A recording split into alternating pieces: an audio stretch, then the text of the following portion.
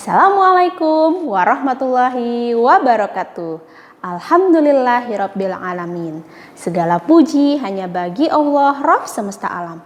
Salawat dan salam tak lupa kita hanturkan kepada Nabi kita Muhammad sallallahu alaihi wasallam.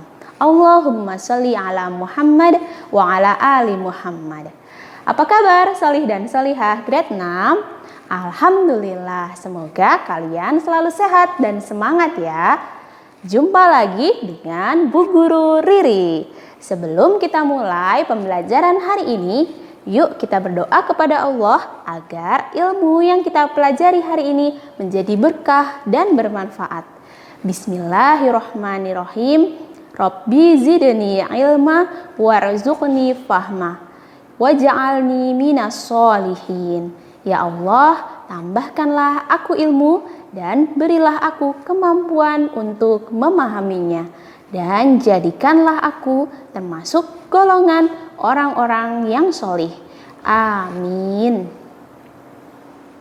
Solih dan solihah dalam surat Al-Baqarah ayat 30, Allah Subhanahu wa Ta'ala berfirman, yang artinya, ingatlah ketika Tuhanmu berfirman kepada para malaikat, sesungguhnya aku hendak menjadikan seorang khalifah di muka bumi. Mereka berkata, mengapa engkau hendak menjadikan khalifah di bumi itu orang yang akan membuat kerusakan padanya dan menumpahkan darah? Padahal kami senantiasa bertasbih dengan memuji engkau dan mensucikan engkau. Tuhan berfirman, sesungguhnya aku mengetahui apa yang tidak kamu ketahui. Dalam surat Al-Baqarah ayat 30 tadi, kita mengetahui bahwasanya Allah menciptakan manusia sebagai seorang pemimpin. Tugas utama seorang pemimpin adalah memakmurkan bumi dengan dasar ketaatan kepada Allah Subhanahu wa Ta'ala dan bertanggung jawab atas kebaikan di muka bumi dan tidak merusaknya. Solih dan solihah, pada tema 6G kali ini kita akan belajar tentang kepemimpinan. Dalam sebuah hadis riwayat Muslim dikatakan bahwa dan kamu sekalian adalah seorang pemimpin dan akan diminta atas pertanggungjawabannya. Dari hadis ini kita dapat mengetahui bahwa setiap manusia adalah pemimpin. Setiap diri kita adalah pemimpin, baik itu untuk memimpin diri sendiri atau lingkungan kecil seperti keluarga, kelas, ataupun teman sepermainan, dan memimpin sebuah negara. Semua itu akan dimintai pertanggungjawabannya oleh Allah Subhanahu wa Ta'ala di akhirat kelak. Dan kita mengetahui bahwasanya ada banyak sekali contoh pemimpin yang ideal dalam sejarah Islam. Contoh paling utamanya adalah Rasulullah Shallallahu Alaihi Wasallam. Misalnya yang terjadi pada saat Perang Khandaq. Saat itu Rasulullah bersama para sahabat menggali parit untuk menghadapi perang tersebut. Dan yang dilakukan oleh Rasulullah adalah ikut menggali bersama para sahabat. Ada juga Umar bin Khattab.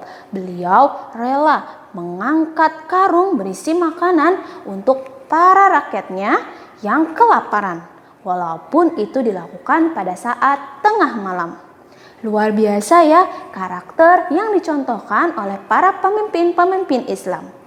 Dan karakter-karakter utama yang harus dimiliki oleh seorang pemimpin adalah sidik, amanah, tablik, dan fatonah. Semoga kita semua bisa meneladani dan mencontoh karakter-karakter tersebut ya. Solih dan solihah. Selain dari contoh Rasulullah dan para sahabat, ada juga contoh dari tokoh-tokoh muda pemimpin muslim yang bisa kita baca dari buku-buku sejarah Islam. Contohnya Usamah bin Zaid. Beliau diangkat menjadi seorang panglima perang melawan Romawi pada usianya yang hanya sekitar 17 tahun. Ada juga sekelompok pemuda yang gagah berani yang disebut sebagai Ashabul Kahfi. Mereka berani menentang raja yang zolim dan mempertahankan keimanan mereka di dalam gua. Ada juga Imam Syafi'i. Beliau adalah seorang ulama terkenal yang dijuluki memiliki separuh akal penduduk di muka bumi saat usianya hanya belasan tahun. Ada pula Muhammad Al-Fatih, seorang panglima besar yang mampu menguasai 2/3 bagian dunia saat usianya 21 tahun. Luar biasa ya, ternyata usia muda tidak menghambat kita untuk bisa berprestasi dan menjadi pemimpin yang luar biasa. Apalagi kalian, banyak dari kalian yang sudah akil balik. Dan pada kondisi tersebut, kalian harus bisa bertanggung jawab terhadap diri sendiri dan nantinya mempertanggungjawabkan di hadapan Allah Subhanahu wa Ta'ala. Karena pada usia ini, semua amal baik dan amal buruk sudah dicatat oleh para malaikat. Oleh karena itu, kita dituntut untuk lebih mandiri dan disiplin. Semoga kita bisa mencontoh mereka agar hidup menjadi lebih bermanfaat. Solih dan solihah dalam kehidupan berbangsa dan bernegara, sikap kepemimpinan ini haruslah mencerminkan nilai-nilai Pancasila dalam kehidupan sehari-hari. Misalnya, beriman dan taat beribadah, termasuk mencerminkan sila pertama. Suka menolong mencerminkan sila kedua. Sikap menjaga persatuan di antara banyaknya perbedaan termasuk sila ketiga. Suka bermusyawarah mencerminkan sila keempat. Dan selalu berusaha untuk berbuat adil termasuk mencerminkan sila kelima. Jika Indonesia memiliki sosok pemimpin muda yang jiwanya sesuai dengan nilai-nilai Islam dan nilai-nilai Pancasila, bukan tidak mungkin suatu saat nanti Indonesia bisa menjadi negara maju dan disegani oleh banyak negara di seluruh dunia. Baiklah, solih dan solihah. Pada tema 6G ini kita akan mempelajari tentang kodo dan kodar, nilai-nilai Pancasila, ASEAN, pubertas, cara merawat organ reproduksi, pidato, dan interval nada.